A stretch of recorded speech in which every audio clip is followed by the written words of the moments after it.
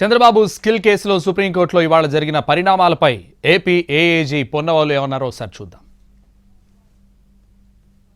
కేసులో సుప్రీంకోర్టులో వాదనలు వినిపించిన రాష్ట్ర అదనపు అడ్వకేట్ జనరల్ సుధాకర్ రెడ్డి గారు మనతో ఉన్నారు. వారిని అడిగి మరినాలు చేసుకుందాం. సార్ చెప్పండి సార్, ఈ తీర్పును ఏ విధంగా చూస్తారు మీరు? ఇది ఒక విధంగా చారిత్రాత్మకమైనటువంటి తీర్పు. ఇది హిస్టారిక్ జడ్జిమెంట్. ఇది చంద్రబాబు రిమాండే తప్పని, అరెస్టే తప్పు అనేటువంటి గగ్గోలు పెట్టినటువంటి మీడియా, ప్రతి ఒక్కరూ పచ్చ మీడియా, ఇది నిజంగా ఒక విధమైనటువంటి కనువిప్పు. ఇక్కడ ఇది స్ప్లిట్ జడ్జిమెంట్ వచ్చింది. బేలా త్రివేదిగా, జస్టిస్ ఆనరబుల్ బేలా త్రివేది గారు, హర్ లార్డ్షిప్ 17A చంద్రబాబుకు అప్లికబుల్ కాదు. అది మొదటి నుంచి మా వాదన. కేరళ హైకోర్టు జడ్జిమెంట్ నుంచి అది సుప్రీంకోర్టు కన్ఫర్మ్ చేసినటువంటి మా వాదనతో గౌరవ సుప్రీంకోర్టు జడ్జి వారు ఏకీభవించారు. ఇక్కడ రిమాండు చట్టసమ్మతమే అని చెప్పబడింది, అరెస్టు చట్టసమ్మతమే సుప్రీంకోర్టు తీర్పు ఇవ్వడం జరిగింది. ఇంకొక జడ్జి గారు హిజ్ లార్డ్షిప్ అనిరుద్ బోస్ గారు, వారు చెప్పింది ఏంటంటే 17 IPC కంటిన్యూ అవుద్ది, రిమాండ్ తప్పుపట్టడం లేదు, క్వాష్ వచ్చి 17Aకి స్ప్లిట్ జడ్జిమెంట్ వచ్చింది కాబట్టి అది లార్జర్ బెంచ్కి రెఫర్ చేయడం జరిగింది. So as on today 17 all IPC offences along with all అన్నీ ఉన్నాయి. అది లార్జర్ బెంచ్కి రెఫర్ అయింది. ఎందుకంటే బేలా త్రివేది గారు 17A చంద్రబాబుకు అప్లికబుల్ కాదు అని చాలా స్పష్టంగా ఇవ్వడం జరిగింది. ఇంకొక గౌరవ న్యాయమూర్తి వారు IPC అఫెన్స్ కంటిన్యూ చేయండి, రిమాండ్ తప్పు కాదు, అరెస్ట్ తప్పు కాదు, అవన్నీ అప్పీల్ చేశాడు.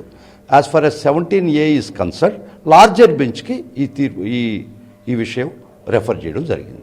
కాబట్టి మొదటి నుంచి గగ్గోలు పెడుతూ ఆయన అక్రమ అరెస్టు, అక్రమ రిమాండు అనే వాదనకి ఖచ్చితంగా అది చెంపపెట్టు.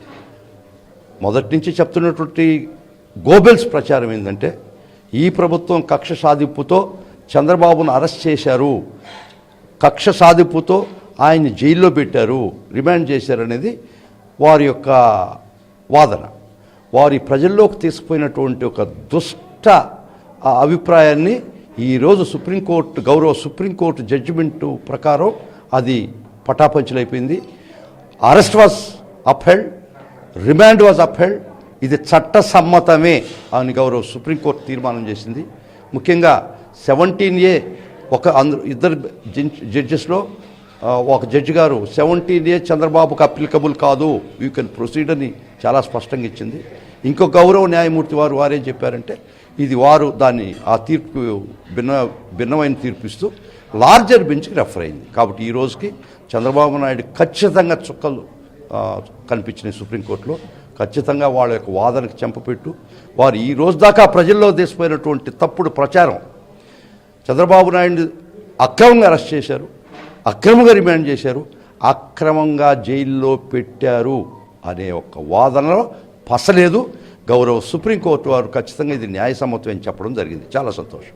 లార్జర్ బెంచ్ పోతుంది సార్, ఏ విధంగా ఉంటుంది సార్? లార్జర్ బెంచ్ గౌరవ ప్రధాన న్యాయమూర్తి గారు బెంచ్ కాన్స్టిట్యూట్ చేస్తారు. ఖచ్చితంగా అక్కడ కూడా మేమే గెలుస్తాం. అంటే మా వాదన తెలిసినవాడుగా నేను చెప్తున్నాను. ఖచ్చితంగా ఇది యాజ్ ఆన్ టుడే ఇది చంద్రబాబుకు చెంపపెట్టే.